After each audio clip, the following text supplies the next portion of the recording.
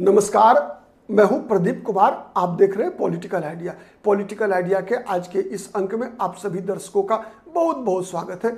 मित्रों, आज हम आपसे भी एक सवाल करेंगे और मैं भी अपनी समझ के अनुसार उस सवाल का जवाब ढूंढने का प्रयास करूंगा और इस सवाल के जवाब ढूंढने में हम आप दोनों एक दूसरे के सहयोगी हो सकते हैं। आप जवाब ढूंढते समय कमेंट बॉक्स का सहारा लीजिए। मैं अपनी बात रखता हूं। हमारा सवाल यह है कि क्या आरएसएस ने बीजेपी के समक्ष आत्मसमर्पण कर दिया है? मैं क्यों कह रहा हूं उसके कारण देखिए। सबसे पहले आरएसएस मतलब राष्ट्रीय स्वयंसेवक संघ, इसके 100वें वर्षगांठ इस वर्ष है। मतलब 1925 में डॉक्टर केशव बलराम हेगड़ेवार ने राष्ट्रीय स्वयंसेवक संघ की स्थापना की थी और 2025 का वर्ष 100 वर्ष पूरा आरएसएस कर चुका है। विजयादशमी को के दिन इसकी स्थापना हुई थी 1950 ईस्वी में। मैं क्यों कह रहा हूं कि आरएसएस ने आत्मसमर्पण किया है, उसके दो कारण मैं बता रहा हूं। एक भाग में सबसे पहले देखिए कि विगत 3 दिन से राष्ट्रीय स्वयंसेवक संघ के कुछ कार्यक्रम चल रहे हैं जिसमें लगातार मोहन भागवत समाज के नामचीन लोगों को संबोधित कर रहे हैं और इसमें कई देशों के विदेशी प्रतिनिधि भी इस कार्यक्रम में शामिल हैं। जब मोहन भागवत ने कहीं ना कहीं इस बात का उल्लेख किया कि इस देश की समस्याओं का हल करने के लिए हम किसी एक व्यक्ति पर निर्भर नहीं रह सकते। मित्रों, क्या इशारा है इसका? हम इस देश की समस्याओं का समाधान करने के लिए हम किसी एक व्यक्ति पर निर्भर नहीं रह सकते। क्या मतलब है इसका? क्योंकि यह मतलब इसका निकलता है कि भारतीय जनता पार्टी के लोग कहीं ना कहीं ये सोचते हैं कि इस देश की हर समस्या का समाधान नरेंद्र मोदी की सत्ता में है।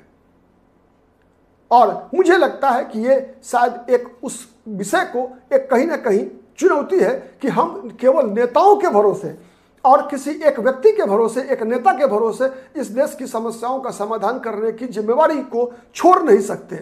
ठीक है। दूसरा जो सवाल मोहन भागवत ने कहा वो ये कि एक वर्ग को किनारे कर, मतलब समाज के एक वर्ग को किनारे कर आप देश नहीं चला सकते। अगर हम गौर से देखें तो ये इशारा किसकी तरफ है कि हम एक वर्ग को किनारे करके देश नहीं चला सकते। आज नरेंद्र मोदी की भारतीय जनता पार्टी जितने विधानसभा लोकसभा क्षेत्र में चुनाव लड़ती है, एक भी मुसलमान को उम्मीदवार नहीं बनाती। क्या उस तरफ इशारा है? लगातार भारतीय जनता पार्टी में मुसलमानों को जोड़ने का कोई प्रयास नहीं होता। क्या यह भारतीय जनता पार्टी की तरफ इशारा नहीं है? वहीं जब भारतीय जनता पार्टी किसी मुसलमान को टिकट तक नहीं देती, वहीं आरएसएस प्रमुख मोहन भागवत मुसलमानों के साथ भी संवाद करने को खुद भी कर रहे हैं और संवाद जारी रखने की बात कहते हैं। मोहन भागवत कहते हैं कि 4000 वर्षों से हमारा डीएनए एक है। मतलब इस देश के मुसलमान भी हमारे अपने हैं, वो हमारे पराये नहीं हैं। वहीं भारतीय जनता पार्टी के लोग कश्मीर से लेकर कन्याकुमारी तक मुस्लिम समाज को टारगेट करते हैं। तो सवाल कई खड़े हो रहे हैं। मोहन भागवत ने यह भी कहा कि कभी भी किसी भी समस्या पर, किसी भी विषय पर प्रतिक्रिया देते समय उत्तेजना का इस्तेमाल नहीं करना चाहिए, मतलब प्रक्रिया का पालन करना चाहिए। लेकिन भारतीय जनता पार्टी चुनावी राजनीति के लिए क्या करती है? उकसावा की राजनीति करती है, प्रतिक्रियात्मक राजनीति करने का प्रयास भारतीय जनता पार्टी करती है। यह बात तय है कि राष्ट्रीय स्वयंसेवक संघ की प्रशंसा प्रधानमंत्री ने भी 15 अगस्त 2025 को लाल किले की प्राचीर से की और शायद ऐसी प्रशंसा पहली बार प्रधानमंत्री के द्वारा किया गया। लेकिन इसके अन्य पक्ष भी है। इसके अन्य पक्ष क्या है? इसके अन्य पक्ष यह है कि जब मोहन भागवत कहते हैं कि संविधान और कानून का पालन करना हमारा दायित्व है, मतलब हर व्यक्ति के लिए संविधान और कानून का पालन करना हमारा कर्तव्य है। तो ये बात वो कह रहे हैं, हिंदू समाज के लिए भी कह रहे हैं कि चूंकि इस देश को आगे लेकर जाने की जिम्मेवारी, इस देश को समृद्ध बनाने की जिम्मेवारी इस देश की 145 करोड़ जनता का है और सबकी सहभागिता होनी चाहिए। तो नेशन बिल्डिंग जो है, जो जिसे हम राष्ट्रीय पुनर्निर्माण कह सकते हैं, उसमें आप एक बड़ा समुदाय की अवहेलना करके आप किस प्रकार का राष्ट्रीय पुनर्निर्माण करेंगे, नेशन बिल्डिंग करेंगे, इसका जवाब शायद मोहन भागवत ढूंढने का प्रयास कर रहे हैं। साथ ही संगठन के महत्व को रेखांकित करते हुए मोहन भागवत ने कहा कि सबसे बड़ी शक्ति जो होती है वो संगठन में होती है, और संगठन मर्यादा से चलती है, संगठन परंपरा से चलती है। तो क्या यह हमला भारतीय जनता पार्टी पर था? क्यों मैं कह रहा हूं? इसलिए कि आज डेढ़ वर्ष हो गए जब भारतीय जनता पार्टी जनवरी 2024 के बाद अब तक जो एक्सटेंशन था जेपी नड्डा का राष्ट्रीय अध्यक्ष के रूप में, तो एक अध्यक्ष नहीं चुन पाई है। और कहा जाता है कि आरएसएस और बीजेपी मतलब नरेंद्र मोदी और अमित शाह के बीच कहीं ना कहीं मतभेद है, सहमति नहीं बन पा रही है कि किस व्यक्ति को और किस प्रकार के व्यक्ति को राष्ट्रीय अध्यक्ष अगला बनाया जाए। तो फिर सवाल ये उठता है कि क्या आरएसएस वर्तमान में भारतीय जनता पार्टी को, नरेंद्र मोदी और अमित शाह की भारतीय जनता पार्टी को नियंत्रित करने में सक्षम नहीं रही? क्योंकि आरएसएस ये मानता है कि power corrupts absolute, power corrupts absolutely.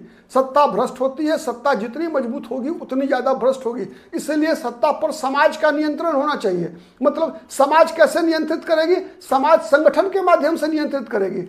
इसका मतलब यह है कि भारतीय जनता पार्टी पर आरएसएस का नियंत्रण होना चाहिए। लेकिन क्या आरएसएस को जब अपनी बातों को रखने के लिए पब्लिक प्लेटफॉर्म का इस्तेमाल करना पड़ता है, तो क्या इसका मतलब दो ही निकलता है कि या तो आरएसएस ने आत्मसमर्पण कर दिया है या फिर आरएसएस की बात भारतीय जनता पार्टी सुन नहीं रही है। इसका एक और उदाहरण मैं बताऊं आपको। 2024 के लोकसभा चुनाव से पहले, कुछ दिन पहले की बात है, जब जेपी नड्डा ने कहा था कि भारतीय जनता पार्टी अब स्वावलंबी है, भारतीय जनता पार्टी अब आरएसएस की जरूरत नहीं है। याद होगा आपको किस बात का इशारा था? और इसका परिणाम कई राजनीतिक विश्लेषक बताते हैं कि जिस प्रकार से राष्ट्रीय स्वयंसेवक संघ के स्वयंसेवक 2014 और 2019 के चुनाव में भारतीय जनता पार्टी के लिए कश्मीर से कन्याकुमारी तक एक पैर पर खड़े थे, वो 2024 में आरएसएस के स्वयंसेवक इस तरह की सहभागिता उनकी नहीं थी। तो क्या कोई बड़े स्तर पर, मतलब क्या सवाल इसका कई उठ रहा है, जिसमें प्रमुख सवाल यह है कि क्या आरएसएस की ग्रिप से, नियंत्रण से मोदी और शाह की भारतीय जनता पार्टी बाहर है? इसी कारण से अब तक राष्ट्रीय अध्यक्ष तक का चुनाव नहीं हो पाया है। कहा जाता है कि संघ ऐसे व्यक्ति को आगे लाना चाहता है जो नरेंद्र मोदी का आने वाले समय में विकल्प हो या विकल्प ढूंढ सके। संघ किसी एक व्यक्ति के सहारे न भारतीय जनता पार्टी को छोड़ना चाहता, न देश की राजनीति को छोड़ना चाहता है। क्या इसी कारण से टकराहट है? और उस टकराहट में बार बार क्या आरएसएस पराजित होती रही है विगत दिनों?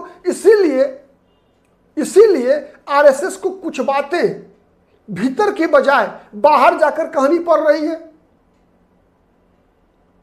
कई ऐसे सवाल हैं और इन सवाल का जवाब आने वाले दिनों में मिलने वाला है। समय बहुत दूर नहीं है। 17 सितंबर 2025 जब 75 वर्ष पूरा होने जा रहा है नरेंद्र मोदी का, प्रधानमंत्री का, और नरेंद्र मोदी ने ही प्रधानमंत्री बनने के बाद यह तय किया था कि 75 वर्ष के बाद मार्गदर्शक मंडल।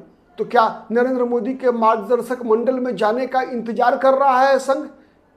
क्या 17 सितंबर के बाद संघ कोई नई प्रकार का दबाव बनाने का प्रयास करेगा और उस दबाव में भारतीय जनता पार्टी आएगी, या फिर एक बार आरएसएस को वैसे ही आत्मसमर्पण करना पड़ेगा जैसे विगत दिनों किया है? इस पर हमारी नजर बनी रहेगी। आप भी अपनी नजर बना के रखिए, हम जुड़े रहिए पॉलिटिकल आइडिया के हमारे चैनल से। और यदि अब तक आपने सब्सक्राइब नहीं किया है तो प्लीज सब्सक्राइब कर लीजिए। हमारी कोशिश होगी कि हम हर राजनीतिक परिस्थिति का निष्पक्ष और निरपेक्ष विश्लेषण लेकर आपके समक्ष आते रहें। आज के लिए इतना ही। नमस्कार।